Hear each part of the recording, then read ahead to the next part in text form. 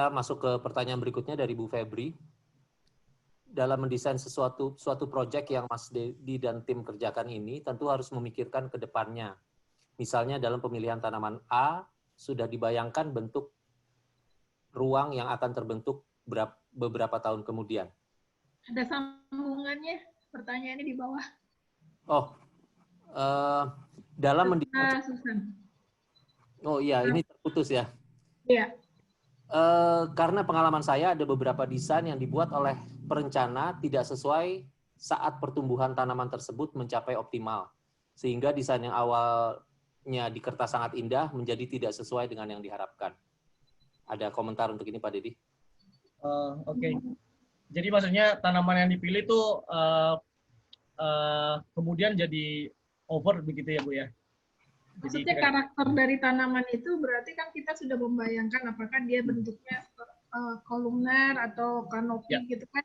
Nanti akhir optimalnya seperti apa ruang yang terbentuk itu kan harus sudah kita bisa bayangkan gitu. Betul Bu, betul. Nah itu penting sebenarnya untuk memahami arsitektural tanaman. Jadi kalau teman-teman dari latar belakang arsitek landscape pasti sedikit banyak mengerti tentang bagaimana arsitektural pohon gitu ya. Bentuk seperti apa pada saat kondisi tanaman tersebut dewasa. Nah, itu juga kita harus pahami. Dan tentu saja juga pemahaman itu kemudian membantu kita untuk memahami juga ruang yang kita mau create seperti apa. Saya paham sih yang terjadi kadang-kala memang karena di kita tidak ada landscape industri yang bisa mendukung baik sebuah proyek landscape dengan menghadirkan tanaman-tanaman yang sifatnya instan. Jadi kalau kita sekarang main ke Malaysia atau Singapura, negara kita jauh sekali, gitu ya, jauh sekali tertinggal.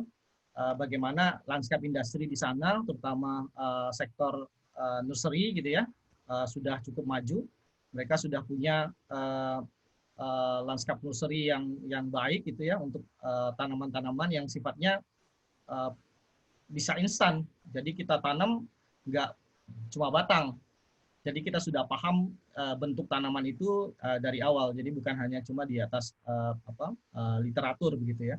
Oh tanamannya memang bentuknya begini gitu. Kalau dewasa, kalau dia kolumnar ya kolumnarnya seperti ini. Gitu. Nah di kita belum ada. Jadi yang datang itu pasti selalu spesimen yang sifatnya tampungan atau mungkin kalau syukur-syukur tampungan atau yang jeleknya ya cabutan gitu yang kita nggak tahu itu bakal hidup atau enggak karena kayak nanam batang aja. Nah saya paham ini adalah bagian dari tantangan kita juga di landscape arsitektur gitu ya untuk kemudian bisa coba mendorong industri landscape terutama nursery untuk menghadirkan tanaman-tanaman yang sifatnya instant growth. Kira-kira begitu. Maksudnya itu supaya tanaman dalam mendesain itu kita nggak ikut-ikutan gitu. Maksudnya trennya sekarang lagi pohon tabebuya di satu daerah bagus, terus kita di semua daerah akan pakai tabebuya. Nah itu yang saya sayangkan kadang-kadang teman-teman beberapa teman-teman tuh suka ikut-ikut gitu. Padahal kan sebenarnya kita harus melihat kondisi yang tanaman itu sendiri gitu. Betul. Jadi pemahaman terhadap tadi arsitektural tanaman, bentuk pohon, arsitektural pohon seperti apa, yang kaitan sama bagaimana nanti aspek ruang yang mau kita create. Yang satu lagi yang seperti mungkin Bu Febri sampaikan, kesesuaian tanaman tersebut pada ruang yang kita mau create. Kalau saya sebenarnya tidak pro ataupun tidak kontra dengan orang yang kemudian coba sekarang lagi demam tabebuya, semua pakai tabebuya. Ya sebenarnya nggak salah kalau memang ruang yang dia mau create adalah suatu ruang yang itu penuh dengan tanaman berbunga misalnya. Tapi yang paling penting adalah untuk dia lihat juga tanaman itu adalah tanaman yang sesuai nggak untuk tumbuh di sana gitu ya. Karena kan kita harus tetap memahami sebenarnya aspek fisiologi tanamannya gitu. Kira-kira begitu. Dan yang paling penting juga bagaimana kemudian tanaman itu yang sering terlupakan adalah masalah maintenance ya. Jadi klien kan selalu berpikir kalau dia nanam ya udah tumbuh ya udah gitu. Tapi kan tetap ada aspek karena ini makhluk hidup, ada aspek maintenance di situ yang misalnya harus tetap pruning gitu ya, harus tetap dirawat, harus ada pemupukan untuk mempertahankan kualitas tanaman. Nah, itu juga kadang-kala sesuatu yang kita sebagai desainer landscape juga suka lupa tuh mengingatkan klien, Pak, kalau Bapak pilih tanaman ini, nanti ini daunnya kecil-kecil loh. Ini nanti kalau dia tumbuh besar, kira-kira kalau daunnya rontok, Bapak punya orang nggak sih buat nyapu-nyapu, Pak? Oh jangan, kita nggak bisa kalau daunnya kecil. Nah, itu yang seperti itu bagian dari sesuatu yang harus kita lakukan untuk mengedukasi klien juga sih sebenarnya. Oke, cukup ya Bu Febri ya, kira-kira ya. Mudah-mudahan jawab. Terima kasih. Ya. Baik, ada satu pertanyaan dari Ibu Susan. Pak Dedi izin bertanya, apa ada info terkait biaya maintenance untuk taman-taman di headquarter ini? Maksudnya dalam perbandingannya dengan biaya konstruksi lanskapnya. Waduh, saya mohon maaf sekali kalau ini kaitan sama maintenance, mungkin apalagi terkait biaya, saya tidak bisa menjawab specifically, apalagi terhadap project ini, Bu, karena memang saya tidak paham. Tapi kalau biaya konstruksi memang ya itu saya nggak tahu itu bisa kita buka atau tidak, gitu ya. Tapi kita ini menurut saya adalah suatu yang yang berbandingnya harusnya bukan berbanding terbalik ya, tapi sejalan dengan apa yang kita bangun. Jadi kalau biaya maintenance itu pasti akan tinggi kalau penggunaan feature landscape-nya berupa tanaman itu cukup banyak misalnya. Apalagi tanaman berbunga pasti maintenance-nya akan lebih tinggi. Pohon-pohon tertentu kita perlu pruning, jadi dengan sendirinya biaya maintenance-nya pasti akan tinggi. Dan itu juga pasti akan jadi salah satu yang penting juga adalah kaitan luasan area. Di Unilever ini kebetulan memang area tanaman semaknya itu cukup luas karena banyak spesies yang dihadirkan bermacam-macam, karena tadi untuk mewujudkan aspirasi desain, ya tadi kan saya cerita di depan ada misalnya fragrance garden, ada sun garden, ada plantation garden. Ya kita mau nggak mau kemudian harus coba menghadirkan berbagai fitur tanaman yang kemudian bisa sesuai dengan konsep yang kita bangun di awal. Harusnya, dan saya harap juga dalam proses itu, dalam proses desainnya sebenarnya klien kita juga udah paham konsekuensi yang akan terjadi kaitan dengan biaya maintenance nantinya. Gitu. Kira-kira begitu Bu Susan ya. Baik. Ada komentar dari Pak Dian Heri, boleh nih buat objek field trip anggota. Pak Heru, dari Pak Heru coba. di Semarang. Coba Pak, nanti kita atur Pak, mudah-mudahan bisa Pak ya. Komentar dari Pak Heru di Semarang, proyek yang sangat menarik. Terima kasih Pak Heru. Ada pertanyaan dari Pak Heri lagi nih. Dalam proyek ini dan proyek lainnya yang Pak Dedi kerjakan, untuk landscape lighting itu dikerjakan oleh landscape architect atau oleh lighting designer? Oke. Pak Dedi, landscape lighting menjadi scope of work siapa? Ya. Sebenarnya gini Pak, kalau di kita selalu kebetulan kita selalu mengerjakan konsep lighting untuk landscape-nya dari semua proyek yang kita kerjakan. Jadi biasanya kita punya skema landscape lighting untuk landscape-nya. Nah itu biasanya nanti kalau proyeknya konsultannya cukup lengkap seperti Unilever ini, itu akan di-develop oleh special lighting atau spesialis special lighting yang akan mengerjakan desain lighting keseluruhan. Biasanya lighting engineer ini dia tidak hanya landscape, tapi juga bagian dari facade lighting. Jadi kebetulan yang di Unilever ini juga sama, mereka hire satu konsultan, yang konsultan ini spesifik mengurusin lighting, mulai dari facade, interior, sampai landscape. Nah, untuk skema landscape, kita yang siapkan konsepnya. Jadi menurut kita di mana perlu ada wall light, di mana perlu ada uplight untuk pohon-pohon, di mana ada step light, kira-kira begitu. Nah, dari skema itu nanti mereka akan kembangkan gambar design development-nya, ya, sampai kemudian speknya untuk spek yang digunakan. Di situ juga nanti ada masalah koordinasi dengan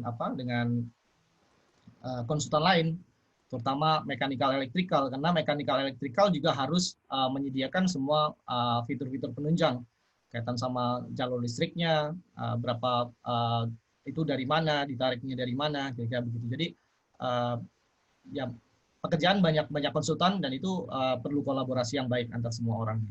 Ya kira begitu Pak. Ya, baik. Dari Kang Agus di Bandung.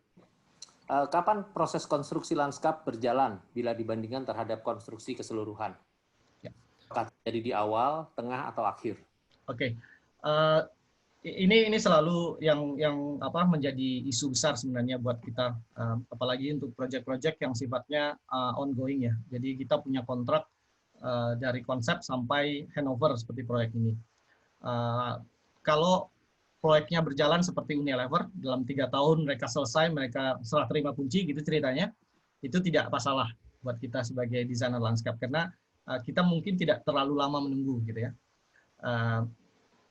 Tapi yang menjadi masalah kadang-kala adalah ini proyeknya udah high risk gitu ya, dan ada keterlambatan dalam proses konstruksi. Jadi landscape itu justru agak terdragging gitu ya, agak panjang. Biasanya dalam sebuah konstruksi landscape yang kami kerjakan, landscape itu mulai masuk pada saat nggak lama setelah topping off atau mungkin sebelum topping off sedikit lah gitu ya. Jadi 70% konstruksi struktur itu sudah selesai, sudah ada area-area yang sudah ready untuk kontraktor mulai bekerja.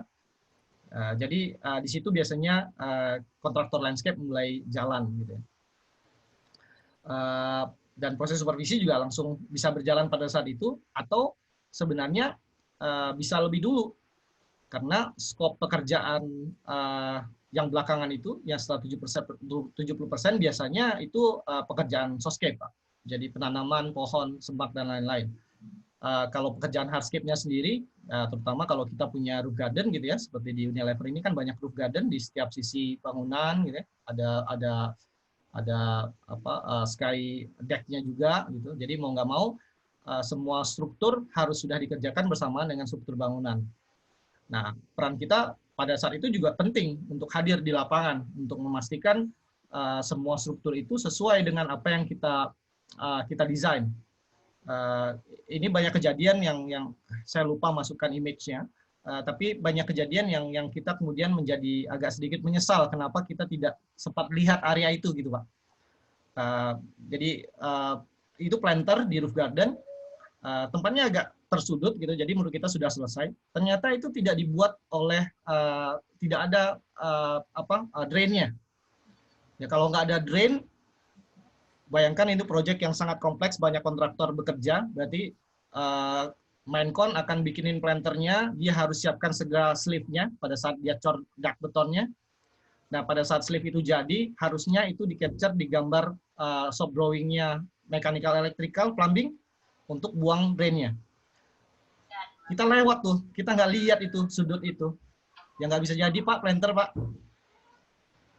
Nah, kalau begitu kan sebenarnya, bayangkan kalau sebuah proyek yang besar dan kemudian banyak roof garden, kita tidak ikut terlibat di sana, ya walau alam nggak jadi Pak roof gardennya.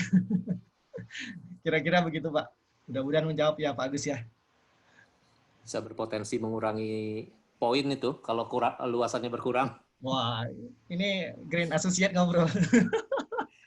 Untuk Green Mark itu apa ada course-nya seperti Green Associate atau Green Ship Professional? Untuk Green Mark itu apa ada course-nya seperti Green Associate atau Green Professional di GBC? Ya.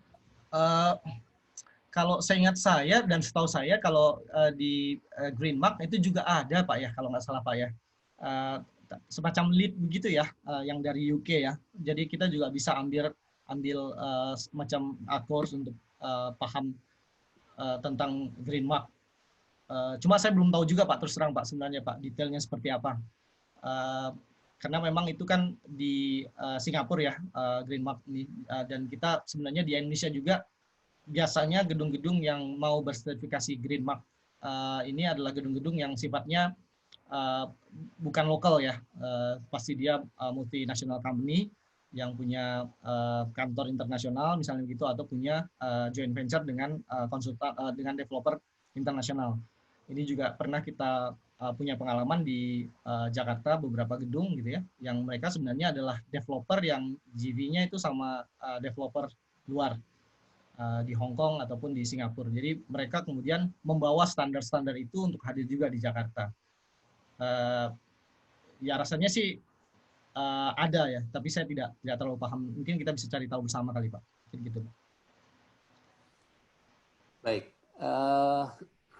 Ini pertanyaan menarik dari Mbak Iva nih. Kalau boleh tahu mengenai kontrak proyek ini sehubungan dengan adanya administrasi yang detail dan adanya assistance untuk green ship dan green mark rating, apakah ada additional cost tersendiri? Nah, sebenarnya saya bisa jawab begini. Pada saat kita mengajukan proposal, di dalamnya sebenarnya kan sudah ada klausal-klausal apa yang diharapkan oleh seorang klien gitu ya, dari service yang kita ingin berikan. Jadi karena ini memang dari awal tadi di presentasi itu disebutkan memang ada brief di awal, kliennya arahnya ke green building. Jadi mau nggak mau mereka pasti akan ke sana. Ini kemudian penting buat kita untuk mengalokasikan budget kita untuk bisa mensupport hal-hal tersebut. Dan kemudian kaitan sama administrasi project yang detail banget gitu ya, sampai kita juga jelimet sekali untuk bikin menjawab RFA aja harus pakai stempel, harus pakai ya semuanya harus di submit dengan dokumen pendukung yang lengkap gitu ya, informasi yang jelas. Nanti PM-nya kalau memang kita nggak lengkap mereka akan tanya lagi, itu belum close statusnya. Memang beberapa titik itu di luar ekspektasi itu sebenarnya. Kita juga tidak membayangkan akan seribet itu sebenarnya. Oh begini ya kalau proses konstruksi yang mereka mau gitu ya. Ya tapi kita berharap sebenarnya itu sudah tercover di fee yang kita minta di awal. Baiknya di sini adalah klien kita ini cukup royal Pak kebetulan. Jadi kita di sini sempat beberapa kali itu diperpanjang supervisi kita. Jadi ada semacam additional tambahan gitu ya, fee tambahan selama proses konstruksi. Yang tadinya nggak ada inspektor di lapangan, mereka minta ada inspektor, kita ngajukan lagi penambahan gitu ya, semacam additional, mereka juga setuju.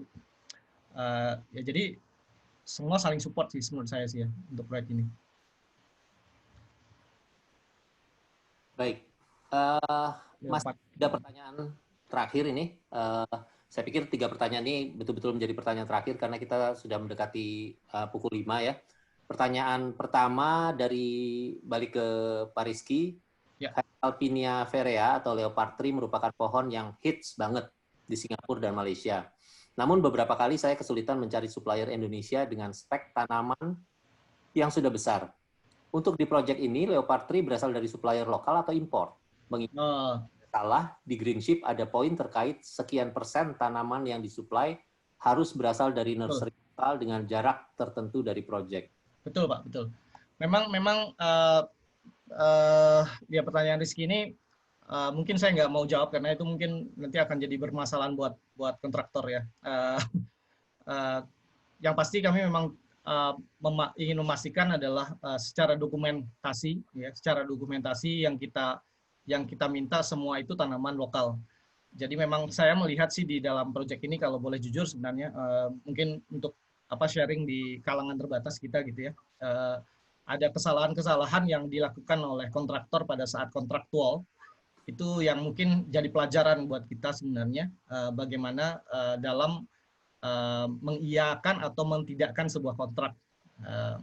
Jadi kalau yang terjadi kemudian kita mengiyakan kontrak sum yang kita terima gitu ya dengan jumlah yang disepakati sesuai permintaan, ya suka nggak suka kemudian harus kita penuhi apa yang menjadi kewajiban. Nah, itu yang saya mungkin bisa jawab begitu ya, Ki ya.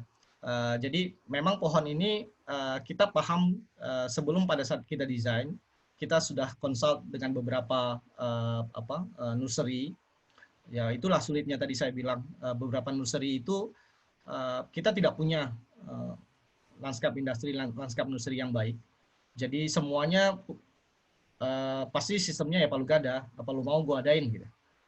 Jadi kalau kita nanya, pohon ini punya nggak? Oh ada, ukuran segini ada, kirimin foto, pasti dikirimin Pak. Berapa harga? Bisa dia kasih harga. Jadi dengan begitu sebenarnya kita paham, oh ini tanaman ada, tapi sebenarnya di pasaran mana nih adanya gitu ya? Karena kita nggak lihat itu ada di karena nggak punya nursery yang tadi itu, yang bisa kita kunjungin dan tanamannya sudah ready instan. Ya tanamannya ya Allah alam ada di nggak tahu di hutan atau di mana kali ya gitu ya kira-kira ya dia nanamnya. Jadi pada saat kita desain kita yakin itu ada, klien suka, semua suka, ditenderkan. Pada saat ditenderkan juga kontraktor bilang ada, bisa. Tapi harganya mahal segini. Klien nggak masalah, ayo ACC, tanaman itu dipasang. Tetapi pada saat konstruksi akhirnya yang dipasang yang kecil-kecil. Oh kita berpikir, oh ini kenapa kecil-kecil? Belum datang Pak, yang besarnya kita belum bawa ke sini. Oh kenapa yang kecil dulu dipasang? Ya biar hijau aja, biar pada saat launching udah hijau. Oh oke. Gitu. Nah makanya kita NCR Pak. Kita NCR itu adalah untuk membantu klien kita agar ya itu tadi biar dia nggak rugi gitu ya. Kalau kita desainer nggak NCR, klien mungkin nggak aware juga. Oh ini benar pohonnya benar, bentuknya ada total-totalnya leopard gitu. Udah bener nih. Gitu. Ya rugi dong kliennya. Ya, kita juga kemudian landscape intense kita nggak terbangun dengan baik. Kira-kira begitu ya Pak Rizky ya. Ya. Dua pertanyaan terakhir. Satu dari Pak Heru. Supaya lebih tegas, apa identitas proyek landscape ini? Sebenarnya yang kita bawa di sini adalah landscape yang bercerita tentang Unilever. Yang tadi itu Pak, dia punya tiga kalau saya lihatkan kembali presentasi, di situ ada tiga unsur yang mereka ingin penuhi, di mana kaitannya itu dengan budaya gitu ya, culture, ataupun dengan community, dan juga dengan diversity itu sendiri. Nah, jadi kita coba bawa ini, tapi kemudian kita tambahkan unsur identitas Unilever sendiri sebagai sebuah perusahaan consumer good yang punya reputasi, ya, kaitan dengan histori mereka, dengan produk mereka, dan kemudian apa cultural value yang mereka punya, gitu ya, dan bagaimana nature yang menjadi concern mereka. Nah, jadi 4 hal ini yang kemudian kita blend menjadi sebuah tema besar dari sebuah landscape untuk Unilever Headquarter. Mungkin penjelasannya seperti itu kurang lebih, Pak.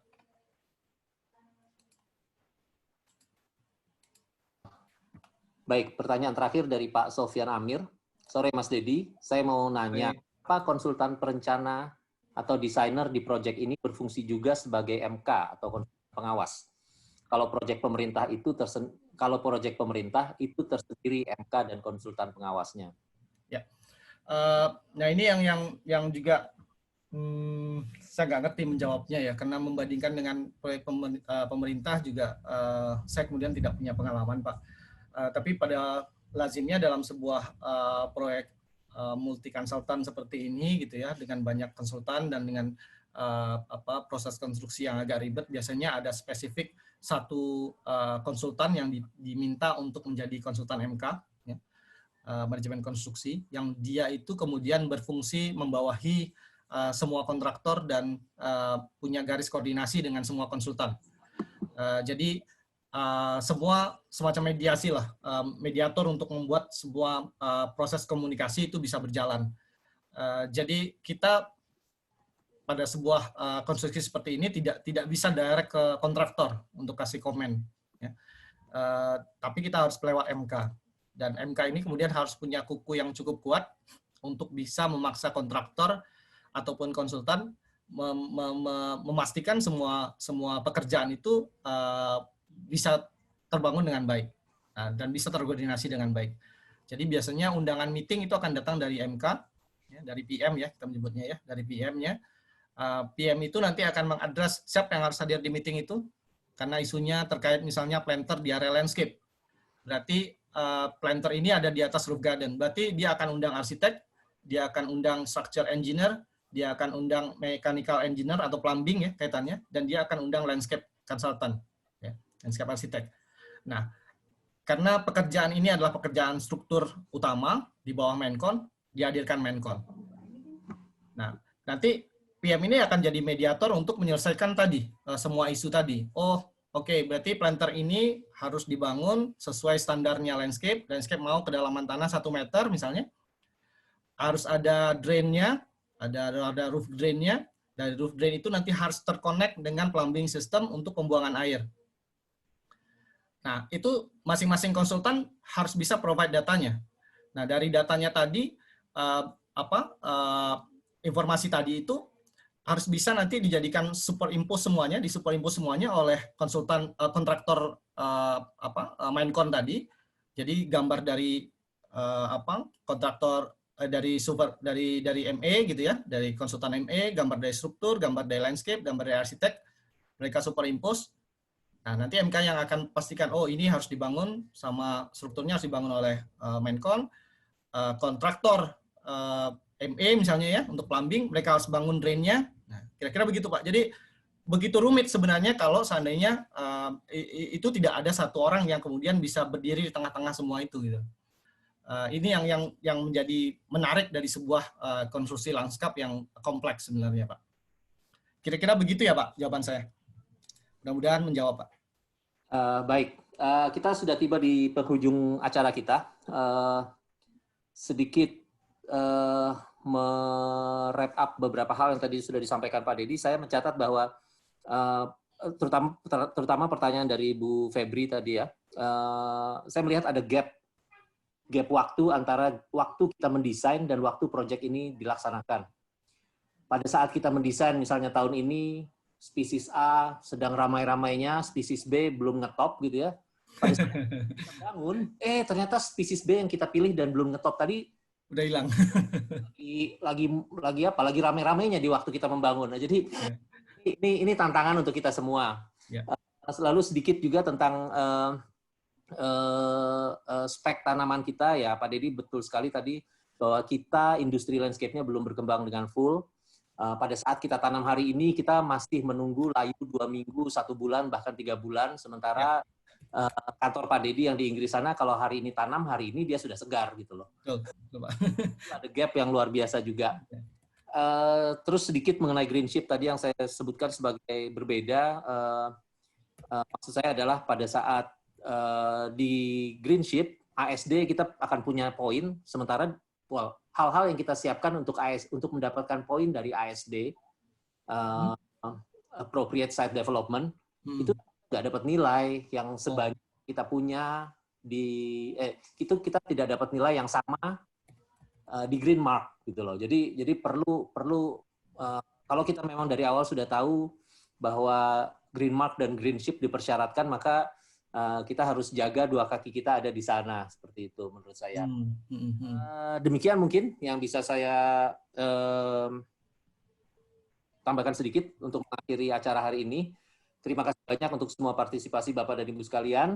Saya ingin mengingatkan sekali lagi bahwa di hari Jumat nanti kita akan ada sesi ngopi edisi terakhir dengan pembicara Ibu Rezalini Anwar dengan topik From Participant to Jury, A Lesson from National and International Journey.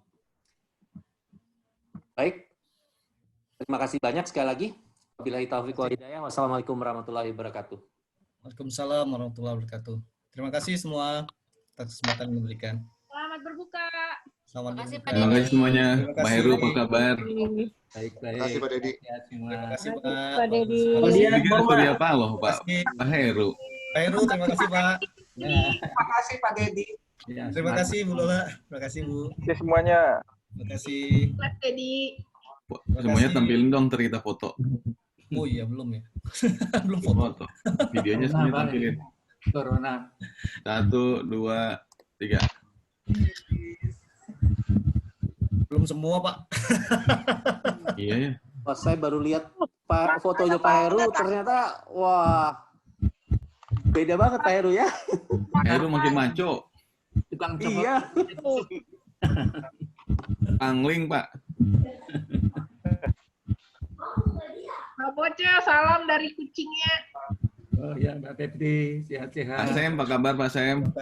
Terima kasih Pak Sem. Salam dari Merauke, Papua untuk semua. Mantap, mantap. Pak Sem, terima kasih Pak. Hari ini kita punya peserta yang paling jauh ya. Luar biasa Pak Sem. Sudah pukul 7 di sana. Makasih Pak.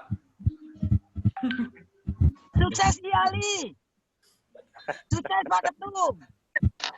Mana nggak kelihatan? Oh itu Bobo aja pengen di luar. Doainnya bakal selesai. Pak Sam, Pak Agus, Damang. Saya alhamdulillah. Alhamdulillah. Bagus emang bagus, Lami tetepang. Pak, yang lain roaming, Pak. Mohon bimbingannya Pak Ketua untuk kami di Merauke. Oh, siap, Pak Sam. Kita sama-sama, Pak. Isakut BKI, Isakut KAI.